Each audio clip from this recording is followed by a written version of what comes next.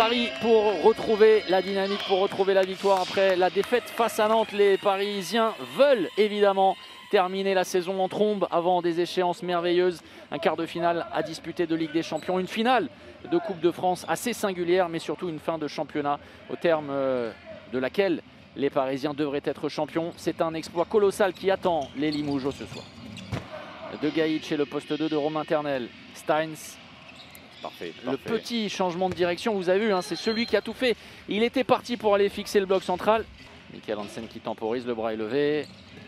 L'intervalle n'est pas trouvé. Et une nouvelle fois, Dragan Gaïtch qui avait refermé l'opportunité un peu compliquée. Cette passe c'est bien fait. Exceptionnel. Luc Steins qui est resté sur une position derrière gauche. Récupération, Dylan Naï.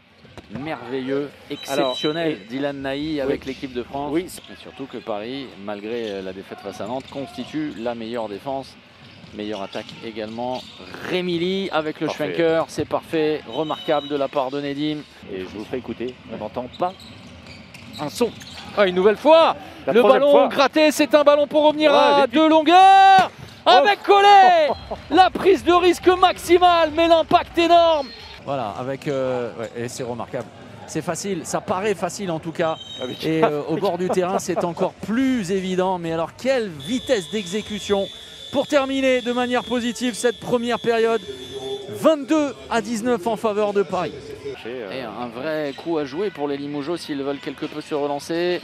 Le décalage, Dragan Gaïtch face à Vincent Gérard, le tir rapidement pris. Et le ballon perdu. Karabatic. À gauche, évidemment, il l'a vu. Luc Steins, pas besoin de lui signaler. Et ça peut défiler. Mais pas trop le problème du mouvement. C'est aussi la coordination entre les garçons, les choix. Alors là, il passe largement face à Viran Moros. Rappelez-vous, je ne connais pas. Il y a 2 ans. Je ne me souviens pas de cette personne. Oui, belle défense, mais il est trop. Trop oui, Romain Ternel, c'est impossible d'aller choper le ballon. On l'a dit, hein, Paris a la capacité de marquer beaucoup de buts, l'a souvent prouvé, le but d'Andréou, pour revenir un petit peu, en tout cas réduire l'écart. Et on s'en est rendu compte dès le retour des vestiaires. Et en roue libre désormais. Vous voyez sur cette hésitation de Suti, il ralentit. Totalement. Certains sont des accélérateurs de particules dans le jeu des demi-centres. Voilà, ça, il a eu raison. Pas qui ont dû d'y retourner. La dernière possession peut-être pour les Parisiens, le jeu à 2 pivots. Supériorité numérique encore pour le PSG.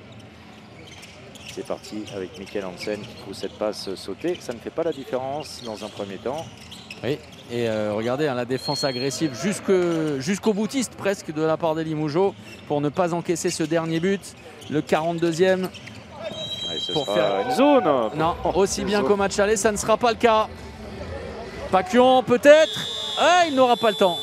On va en rester là, 41-28. Victoire logique, sérieuse, appliquée d'un PSG beaucoup trop fort pour les Limougeaux. On sait que même si la première mi-temps on a bien joué, je pense qu'on a bien géré les matchs, même si on perdait. On savait que contre Paris, il faut faire 60 minutes concentré 100%. Et tu perds des ballons, il te met 3 buts. Au moment qu'il décolle un peu et part des 5-6 buts, c'est toujours trop difficile. Mais je pense qu'il faut qu'on garde les premiers 35-40 minutes qu'on a fait pour l'avenir. Oui, parce que c'est à 2 visages offensivement. Lors des 30 premières minutes, franchement, c'est assez remarquable. Après, c'est cette défense 1-5 qui vous a un peu gêné.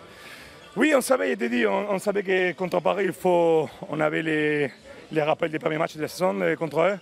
Et on savait que le rythme doit être plus lent, il faut qu'on joue à moins de buts, même si finalement ils ont marqué 41 buts. Mais au moment qu'ils ont mis 5 ans, ils ont changé un peu le rythme et ça nous a fait les choses très difficiles pour nous. Juan, on a appris cette semaine que vous alliez quitter Limoges, mais surtout retourner chez vous, à l'origine d'un vrai beau projet dans votre ville de cœur, dans votre ville de toujours. Vous pouvez nous en dire un mot ? Oui, bon, je pense que tu as dit tout, c'est ça. Et j'ai 36 ans, je pars en Espagne maintenant. Chez moi, il y a un projet que je pense que ça va être très bon dans les prochains 2, 3, 4 ans. Et c'est un peu ça, essayer de faire rendre les projets avec mon expérience, avec tout ce que je sais, et entre les deux faire un projet à Séville, qui c'est une ville importante, un projet d'handball. Ici, il y a un Juan Burger, ils vont faire des tapas, Andréou, à Séville. Il faut profiter des marketing, tu me connais bien, il faut profiter des marketing, on va voir ce qu'on va faire là-bas. mais toujours la région c'est important. Merci Juan, Okay. merci beaucoup. Ça a été très sérieux, franchement, un peu comme lors du match aller. Offensivement, changement de dispositif tactique à la pause, et puis cette volonté toujours de bien faire, de relever la tête. Il y avait encore en filigrane cette défaite face à Nantes.